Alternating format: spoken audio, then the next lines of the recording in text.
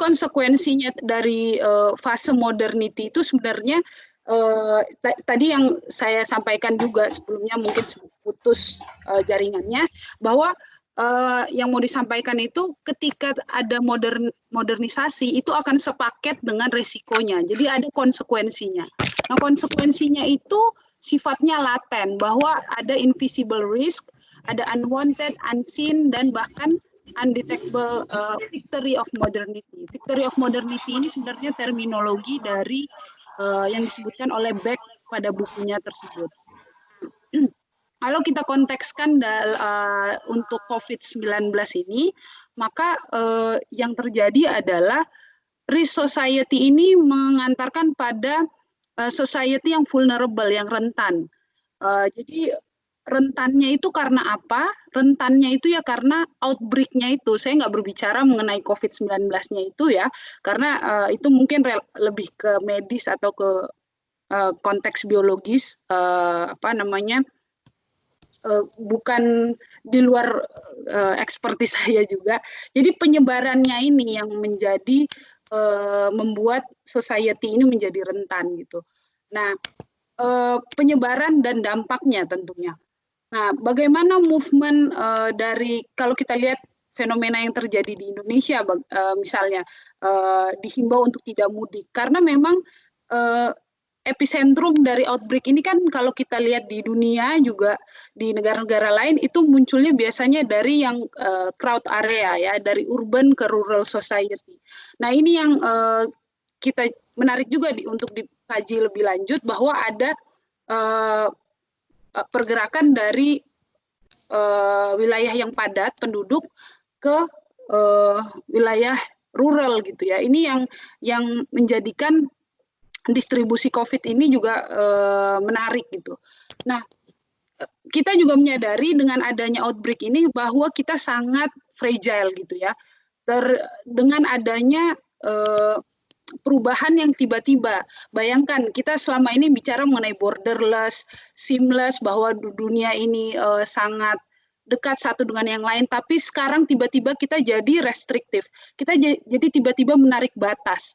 Tidak hanya di tingkat level nasional atau internasional, tapi juga kita menarik batas sampai level RT ataupun RW ya, bahwa ini wilayah ini tidak bisa dimasuki oleh orang lain gitu ya. Dan bahwa dulu kita tadinya kolektif, nah sekarang kita malah mengambil jarak atau distancing tadi. Nah, perubahan-perubahan yang begitu cepat, kita ternyata tidak siap untuk itu, dan kita masuk ke dalam fragile society. Menurut Giddens yang juga sebelumnya disampaikan sebelum Beck, ada Anthony Giddens yang menyampaikan mengenai modernity, ada satu kunci sebenarnya, itu peranan dari subpolitics. Subpolitics itu sebenarnya bukan main aktor dalam artian ini pemerintah atau lembaga-lembaga decision maker lainnya, tetapi subpolitics ini adalah masyarakat. Jadi bentuk-bentuk lain dari institusi utama gitu ya. Kemudian dijelaskan oleh Yearly juga tahun 2001 lebih detail lagi mengenai untuk menjelaskan apa yang dimaksud dengan Beck. Dia sebutkan bahwa ada namanya social actor. Nah, aktor-aktor sosial ini yang menjadi penting untuk ditelusuri dalam menghadapi satu resiko yang sifatnya global. Nah, saya ingin potret mengenai di Jepang ya, karena saat ini saya berada di Jepang. Jadi di Jepang itu jadi mulainya akhir Februari itu yang terkenal kapal pesiar itu ya. Nah, kemudian akhirnya sekolah sempat diliburkan dan pada akhirnya dalam kurun waktu tertentu angkanya mulai menurun, tapi kemudian orang-orang kerja lagi dan sekolah mulai masuk. Nah, kemudian yang terjadi adalah justru angkanya naik lagi gitu. Nah, karena sifat mungkin kebanyakan orang Jepang memang workaholic, jadi mereka tetap menjalankan business as usual. Nah, sehingga koran-koran tuh atau ada beberapa pihak banyak yang bilang ini harus ada campur tangan pemerintah nih untuk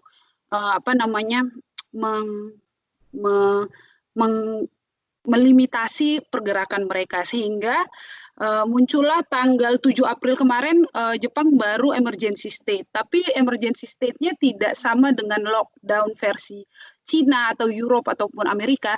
Sebenarnya emergency state di sini mirip-mirip sama Indonesia PSBB ya, bahkan mereka lebih soft gitu. Mereka hanyalah himbauan tanpa sanksi gitu ya. Tanpa sanksi karena mereka tidak punya dasar hukum untuk membatasi ruang gerak individu, kurang lebih seperti itu. Dan lebih terkait dengan kesehatan mental, sehingga mereka tidak bisa mengambil langkah yang lebih keras, katakanlah gitu, untuk membatasi pergerakan masyarakatnya. Nah, sebenarnya yang terjadi di Indonesia juga ada terjadi di Jepang, misalnya seperti homeless, mereka disebut ada fenomena tinggal di internet cafe, kemudian mereka akhirnya jadinya dipindahkan oleh pemerintah ke hotel ya. Ini homelessnya di Jepang, mereka tinggalnya di cafe gitu karena mereka tidak mampu membeli atau menyewa rumah, sehingga pemerintah Jepang juga melakukan mitigasi terhadap mereka. Nah, kemudian ada yang bilang juga bahwa apakah kultur Jepang juga membuat jumlah kasus di sini menjadi kecil gitu ya, bahwa kultur mereka yang less attached atau seperti tidak berjabat tangan, atau mereka juga di sini sudah lebih paham mengenai mencuci tangan dengan baik, kemudian kumur-kumur, dan itu yang terus disuarakan oleh mereka. Nah, kemudian seperti ini ya, jadi mereka membuat atau mensosialisasikan dengan bahasa-bahasa yang lebih mudah dipahami, dan ini disosialkan, ditempel di sudut-sudut kota gitu, dan tiap 2 kali sehari itu ada mobil yang keliling di beberapa entitas gitu, mobil keliling yang mensosialisasikan mengenai COVID dan bagaimana dampak-dampaknya gitu. Nah, ini mungkin potret di Indonesia, teman-teman udah tahu lah ya, begitu banyak selain dari pemerintah juga masyarakat yang bergerak gitu. Bahkan ini yang tadi saya bilang lockdown versi lokal kan, seperti ini dengan bahasa-bahasa yang lebih melekat kepada masyarakat.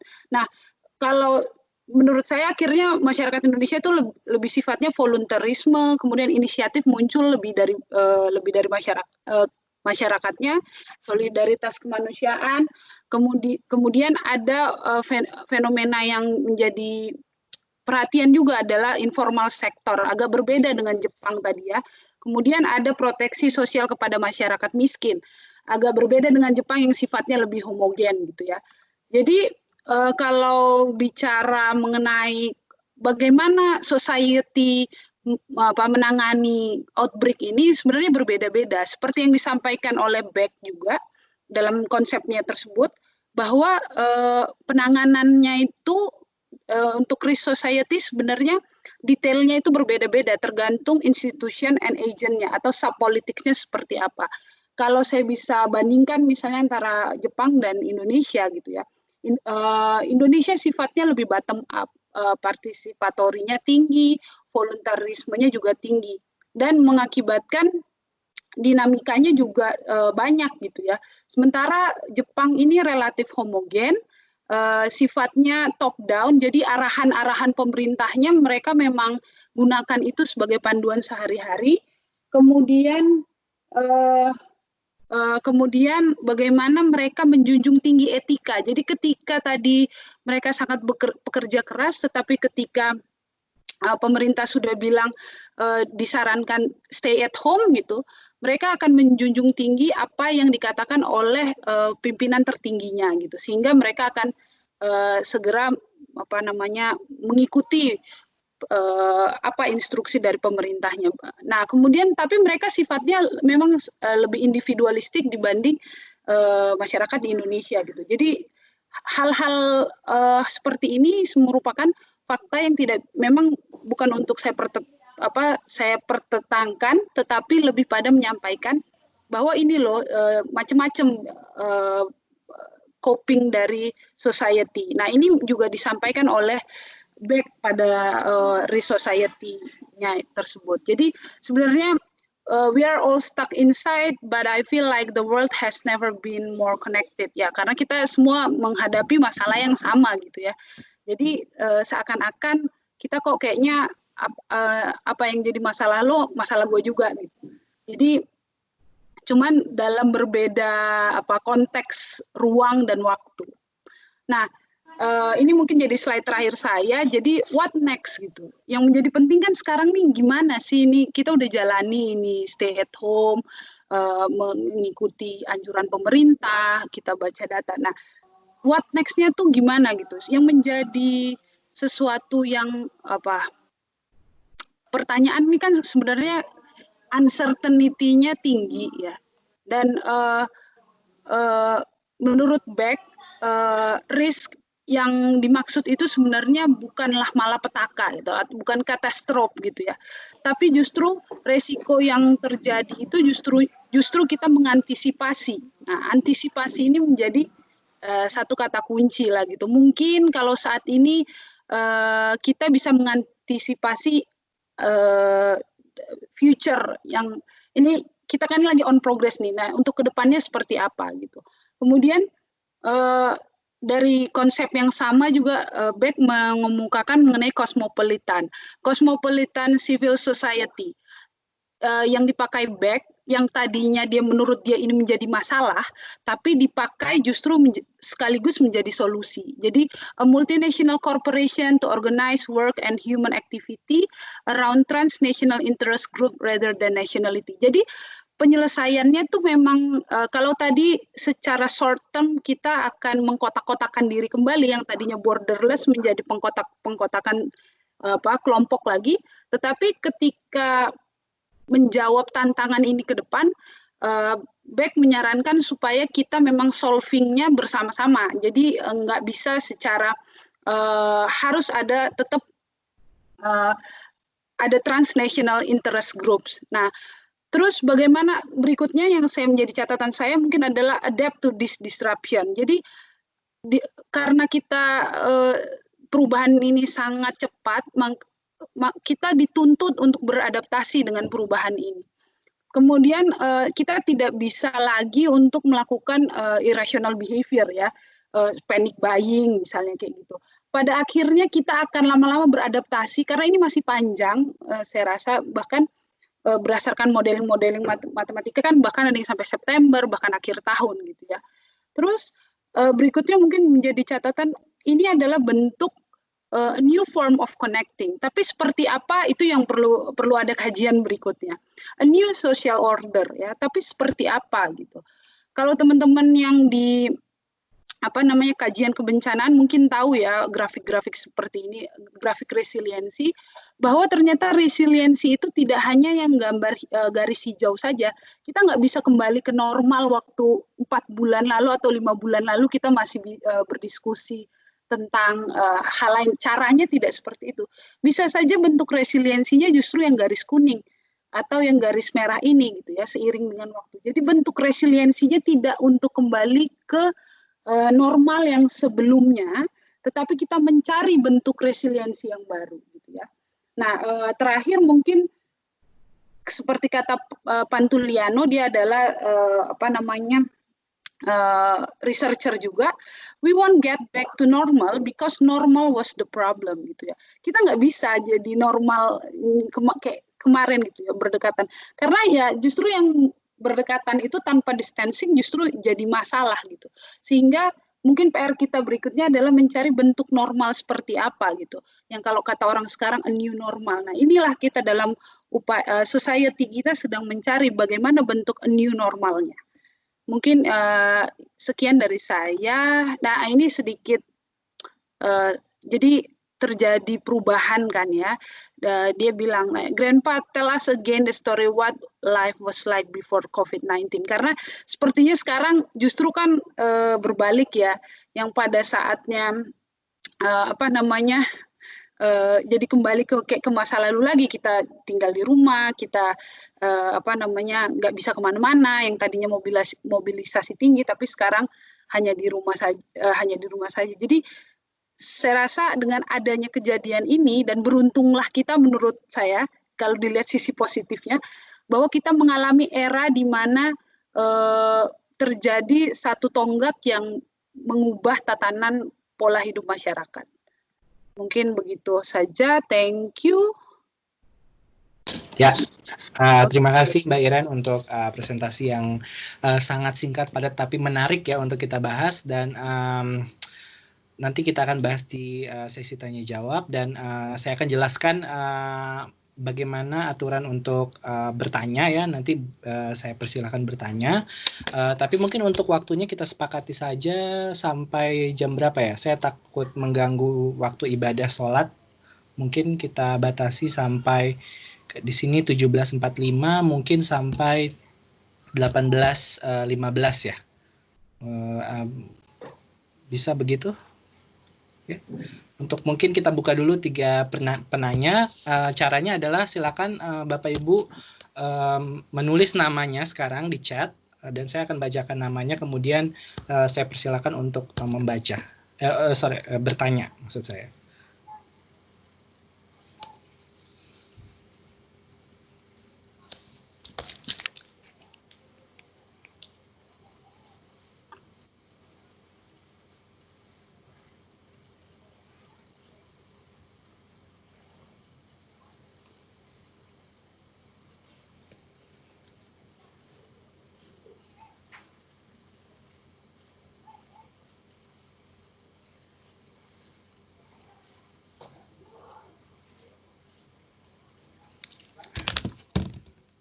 Halo, ada yang mau bertanya? Silakan menuliskan namanya di kolom chat.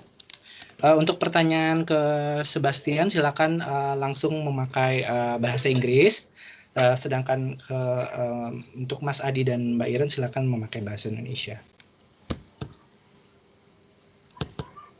Pertanyaannya bisa langsung di ini aja, bicara nanti, tidak perlu diketik. Hanya tulis nama saja.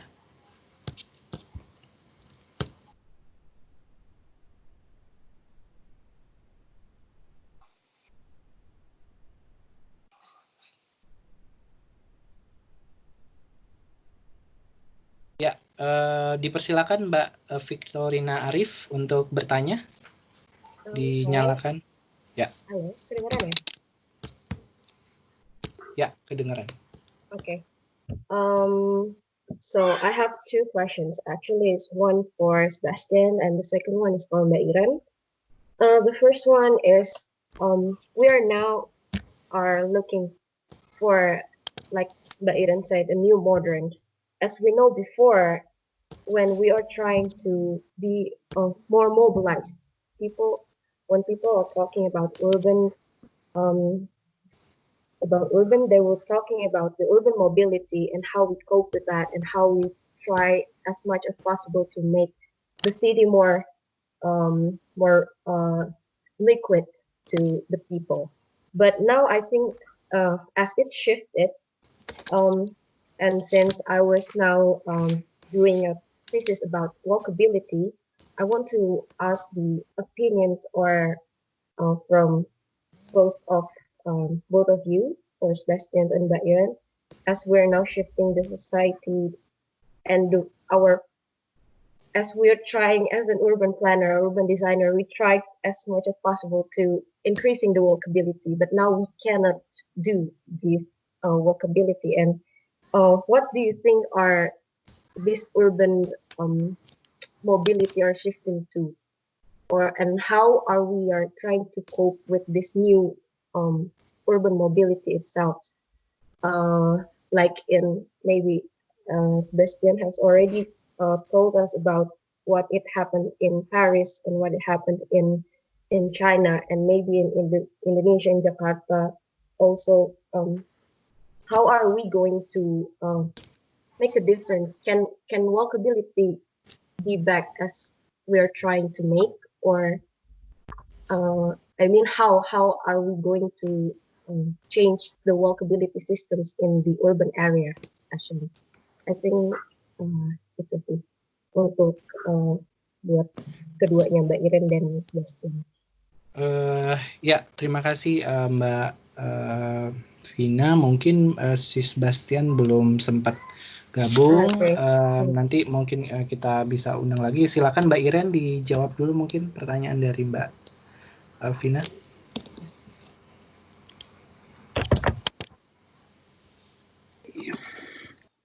Oke, tadi kalau nggak salah aku jawabnya pakai bahasa Indonesia aja ya. Iya, pakai bahasa Indonesia. Jadi itu yang pertanyaannya seperti apa gitu ya, bentuk apa namanya perubahannya seperti apa. Justru itu yang menjadi tanda tanya kita juga kan, yang sekarang kita juga masih mencari formnya gimana bentuknya. Ini kan masih cair banget ya. Kita juga masih belum tahu untuk beberapa waktu ke depan ini sejauh mana, atau sekarang gini, kita percaya ini bakal berakhir lah gitu ya. Ini bentuk resiliensinya itu kita akan mendapat satu titik resilient. Tapi sekarang masalah time-nya, dimensi waktunya ini sejauh mana dan sejauh apa, seperti apa endurance kita. Saat ini kita mungkin masih bisa, tapi bagaimana sebulan, 2 bulan, 3 bulan, atau bahkan sampai akhir tahun malah ya, itu endurance-nya seperti apa. Nah, saya melihat di dalam waktu itu kita juga mencari bentuk nih, formnya seperti apa. Bagaimana tantangan ini bisa dilihat oleh masyarakat dan membentuk tatanan barunya itu gitu ya. Jadi yang bisa saya jawab sih akhirnya terjadi penyesuaian kembali gitu terhadap hal-hal yang kita lakukan 5 bulan lalu misalnya gitu. Paling tidak kayak kalau kita sekarang mau membeli sesuatu gitu ke toko tertentu gitu, mungkin sudah ada layar bening putih untuk menghindari kontak kontak langsung dengan antara penjual dan pembeli gitu. Jadi ada kebiasaan-kebiasaan baru yang mana dulu kita nggak kepikiran gitu, atau saat ini agak sulit gitu, gimana nanti gitu ya. Nggak bisa dong kalau kayak gitu, tapi pada akhirnya harus dilakukan gitu. Nah ini yang menurut saya akhirnya kita perlu penyesuaian terhadap kondisi-kondisi yang baru seperti itu.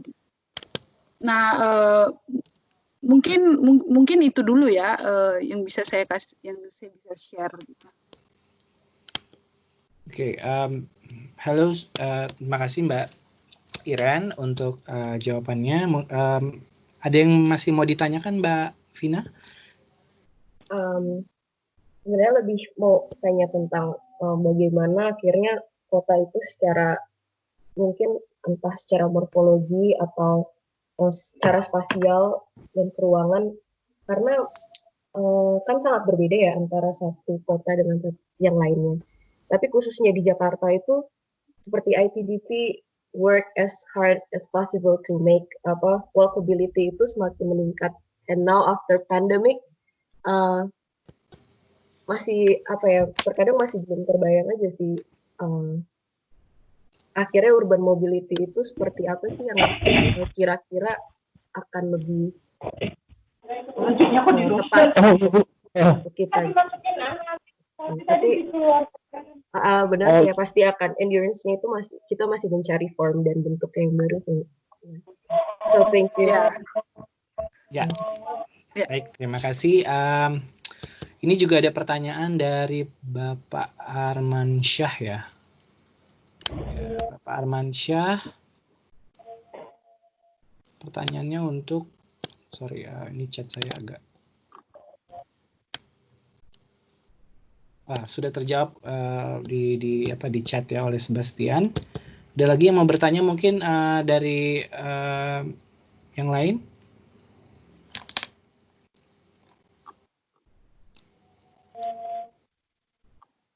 Karena Sebastian tidak bisa gabung di di call, jadi dia akan menjawabnya lewat chat bar. Ada Bapak Ibu yang lain pertanyaan untuk mungkin Mbak Iren, ke Mas Adi dan Sebastian. Langsung aja dinyalain mikrofonnya dan bicara. Dan Daniel, ini ada yang di chat kan juga ada tuh, Iya, dari Mas Fadli. Tapi udah ada dari sebagian yang udah dijawab. Oke. Dijawab. Sorry, jadi mungkin saya sekalian jawab aja nih karena Oke. Mas Fadli ya. Oke. Apakah di Jepang ada lesson learn terkait transition room ini? Bagaimana ini impact ke local communities? Lesson learn-nya agak berbeda sih memang ya kalau mau bandingkan Jepang sama Indonesia. Satu benang merahnya adalah sama-sama tidak menetapkan lockdown yang total, bahwa baik Jepang maupun Indonesia partial lockdown, dan bahkan Jepang lebih soft karena tidak ada sanksi yang mengikat ya. Lesson learn-nya adalah kalau Jepang memang sangat sentralistik. Pada saat saya mempersiapkan materi ini, saya coba mencari tahu komunitas-komunitas Jepang sudah bikin apa aja gitu ya. Dia berbeda kayak di Indonesia, kita solidaritasnya sangat tinggi, mengumpulkan pendanaan buat garis terdepan, misalnya dokter, perawat dan lain-lain. Kemudian ada juga macam-macam gitulah ya, yang kepada yang terdampak kita akan gotong royong, saling bantu-membantu gitu. Nah di Jepang tuh nggak ada. Semua bantuan ataupun penanganan itu semua dari pemerintah, baik pusat maupun lokal gitu ya. Memang garisnya sudah seperti itu mereka. Jadi setelah saya diskusikan juga dengan beberapa teman-teman Jepang di sini, mereka punya menurut mereka karena semua masing-masing udah punya tanggung jawab. Nah, dia tidak mau melebihi tanggung jawab yang sudah dipercayakan pada satu institusi atau satu kewenangan tertentu. Jadi itu mungkin lesson learn-nya ya, ketika sudah masing-masing sudah punya tanggung jawab, dia tidak akan melebihi dari tanggung jawab yang diberikan. Kurang lebih sih kayak gitu ya, ada plus minus lah. Kalau kita budaya kolektifnya sangat tinggi, sementara di Jepang kan enggak ya. Jadi agak susah nih banding-bandingin antara Jepang dan Indonesia. Mungkin gitu kali. Baik, terima kasih Mbak Iren. Jadi ada beberapa pertanyaan yang sudah terjawab, ada yang belum. Mungkin bisa, karena kita masih ada waktu sekitar 15 menit, silakan aja. Siapa aja sekarang boleh bicara ya, dan memberikan pertanyaan. Kalau mungkin jawabannya belum terjawab di chat, silakan bisa ditanyakan dengan menyalakan mikrofon.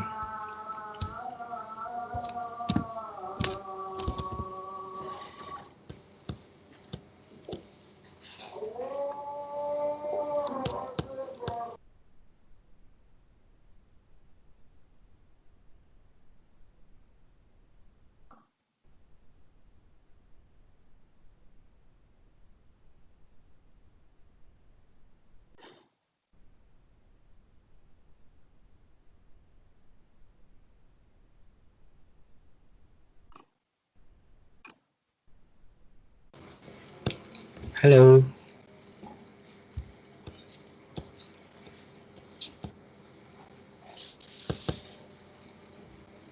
Ya, kalau mungkin tidak ada pertanyaan dan nanti mungkin bisa berlanjut di chat.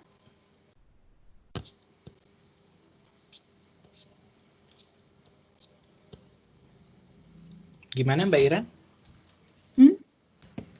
Kalau mungkin sudah tidak ada pertanyaan nanti. Ya, silakan Mbak Nurul. Oke, pertanyaan untuk Mas Adi ya. Kan tadi ada sharing sedikit mengenai yang tracking yang di UB ya. Dan saya melihat juga ada beberapa, kayak misalnya BNPB juga sekarang mengeluarkan tools serupa gitu ya untuk tracking dan lain sebagainya. Untuk identifikasi diri lah intinya. Kalau menurut Mas Adit sendiri, seberapa besar sih tingkat kebenaran datanya? Karena kan itu kembali lagi ke kejujuran tadi ya, yang tadi sempat Mas Adit bilang bahwa kita ingat nggak sih 14 hari kemarin itu kita ngapain aja, terus kemudian menceritakan rasanya yang sekarang entah itu demam, entah itu batuk, pilek, mengisinya itu kan perlu juga dengan kejujuran ya. Untuk pengalaman yang udah kemarin-kemarin data-datanya itu dikumpulkan seperti apa? Mungkin bisa di-share. Terima kasih. Oke, saya langsung jawab aja ya. Jadi gini, kemarin saya sempat diskusi mengenai baik itu dengan pihak BNPB maupun pihak BIN juga ya, waktu itu sempat kita diskusi juga. Kalau misalkan mengenai masalah validasi data, saya bisa katakan data kita bisa sangat-sangat bias. Ya, kemarin saya sempat diskusi bagaimana sih pihak pemerintah bisa menentukan itu apakah ODP, PDP dan sebagainya. Kalau misalkan waktu itu kita menganggapnya asumsi kalau PDP itu pasien dalam pengawasan itu adalah mereka ada yang di dalam di rumah sakit gitu loh. Ternyata realitanya yang ada gitu loh. Ternyata PDP itu ada yang isolasi diri di rumah sendiri, itu sudah masuk dalam kawasan PDB. Nah ini yang kebingungannya, yang misalnya ambiguitas datanya, sehingga loh. Jadi emang terkait dengan validasi data inilah yang masih menjadi, kalau saya katakan ya, ini walaupun data-data tersebut saat misalkan yang dikeluarkan ini ya mungkin perbandingan bisa kita lihat misalkan Indonesia dengan luar negara yang lain. Kalau misalkan pakai perhitungan banyak teman-teman statistik atau matematika sudah melakukan permodelan epidemik ya atau demografi, sebelumnya jumlah yang mengalami pandemi di Indonesia itu jauh lebih besar daripada yang ada berdasarkan data. Dan saya bisa katakan hal itu emang ya itu tadi validasi datanya masih sejauh ini masih belum bisa diakui gitu, karena emang namanya PDP itu aja tadi saya katakan diskusi itu ya, orang isolasi diri di rumah sakit di rumah sendiri itu masuk PDP. Nah kita kan nggak tahu apakah yang bersangkutan itu isolasi diri ataukah tidak atau sehat dan sebagainya. Jadi emang pada dasarnya ya dari partisipasi masyarakat itu sendiri, kemauan masyarakat itu sendiri. Makanya tadi di slide itu kan saya katakan ada 10 aspek bagaimana masyarakat ingin berpartisipasi gitu. Mungkin itu jawaban saya.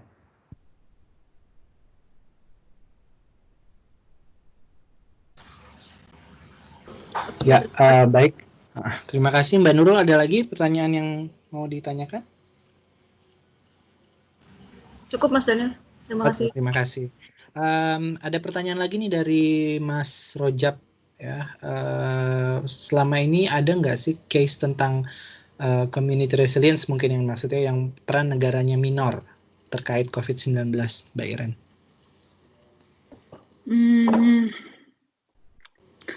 Sebenarnya kalau dari hasil penelusuran saya sih sebenarnya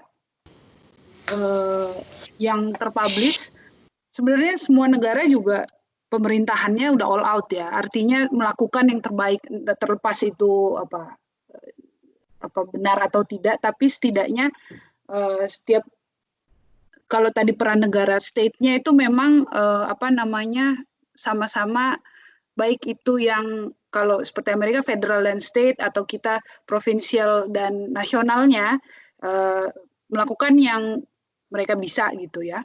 Nah, tapi bentuk-bentuk respon dari warganya kan beda-beda gitu. Nah, tadi contoh gampangnya antara Jepang dan Indonesia aja memang latar belakang society-nya tuh beda, cara coping-nya juga beda. Nah, Cina beda lagi gitu kan. Nah, ini yang membuat jadi different way penanganannya gitu.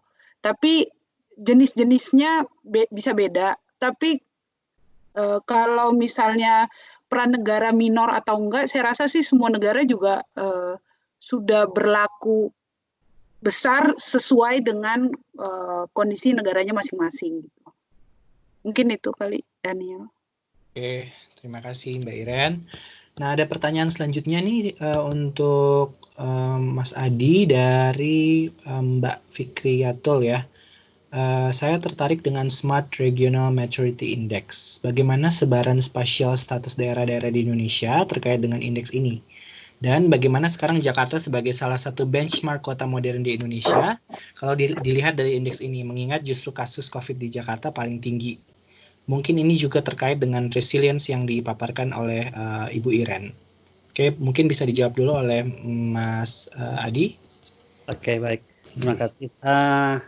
Mengenai masalah ini ya, penilaian Smart Regional Maturity Index itu kan tiap tahun ya, Kominfo itu kan mengeluarkan ranking atau peringkat terkait dengan smart cities yang ada. Jadi kalau nggak salah itu tahun awal perhitungan untuk smart cities pertama itu adalah kan tahun 2015 ya. Dan tiap tahun itu memiliki tiap tahun itu terkadang standarnya berbeda. Ada yang kalau misalkan sejauh ini teknologi dia katakan smart city adalah yang memiliki acuan teknologi, tetapi ternyata ada yang smart city ramah terhadap pendidikan dan atau asosiasi pendidikan dan sebagainya. Nah, ini yang kadang juga menimbulkan suatu tanda tanya kalau menurut saya, kenapa kok tiap tahun kok ada standar berbeda. Nah, ini tapi kalau misalkan detail bagaimana sih informasi terkait dengan sebaran spasial Smart City Maturity Index itu Kominfo yang punya reportnya. Saya sendiri malah belum sejauh ini. Terima kasih, gitu aja. Ya, oke, terima kasih Mas Adi. Mungkin bisa terjawab oleh pertanyaannya Mbak Fikriyatul ya. Selanjutnya ada pertanyaan lagi selain pertanyaan yang sudah dijawab dan sedang sementara didiskusikan di chat. Mungkin ada tanggapan dari Mbak Iren, tadi ada pertanyaan. Gimana tadi? Oke. Pertanyaan dari Mbak Fikriyatul tadi ada nggak terkait yang bisa dijawab? Oh, ada pertanyaan lagi nih dari Mas Bayu, saya baca dulu ya. Mas Bayu Satrio, Dear Pak Adi Pandang, terkait keterbukaan data sebagai pendukung big data, konsep dari smart city yang tadi Bapak sempat sharing, untuk lingkup kota Malang, bagaimana Pak? Apakah warga di sana sudah aware dengan hal tersebut? Lalu bagaimana feedback warga di sana? Oke, saya langsung jawab. Ya. Tahun lalu yang saya dapat informasi dari orang Bapeda Pemkot Malang sendiri ya, itu mengatakan bahwa untuk Smart City Maturity Index Kota Malang itu masih level developing ya. Jadi sudah dibangun suatu aplikasi, tetapi baru sedikit sekali yang aware penduduknya. Nah, ini bisa jadi pertama sosialisasi daripada pemerintahnya ke masyarakat terkait dengan penggunaan aplikasi, ataukah juga masyarakatnya mungkin gadgetnya ataukah medianya itu belum sampai mumpuni ke sana. Jadi ini yang saya mungkin bisa jawab ya. Jadi feedbacknya tersebut masih lingkupnya untuk Kota Malang sendiri masih level antara initiating dan developing, masih dalam pengembangan sana, belum sampai jauh seperti kayak Jakarta. Ini saya coba langsung jawab aja Pak Armansyah ya.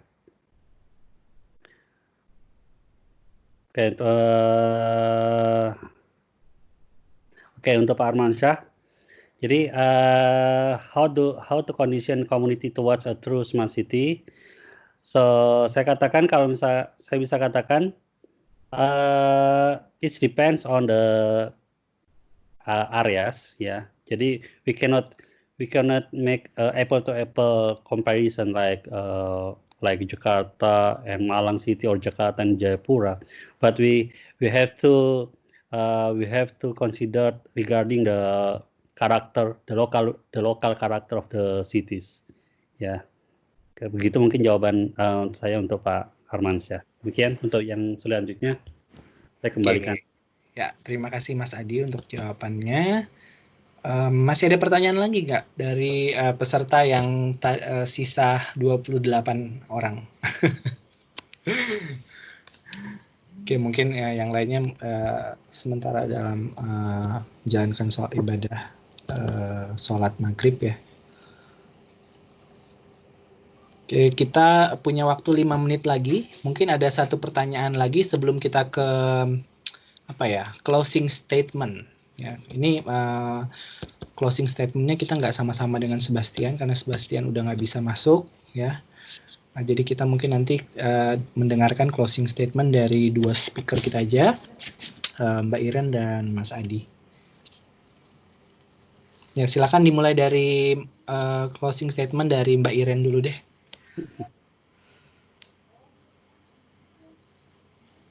Ke mute suaranya, Mbak. Oke.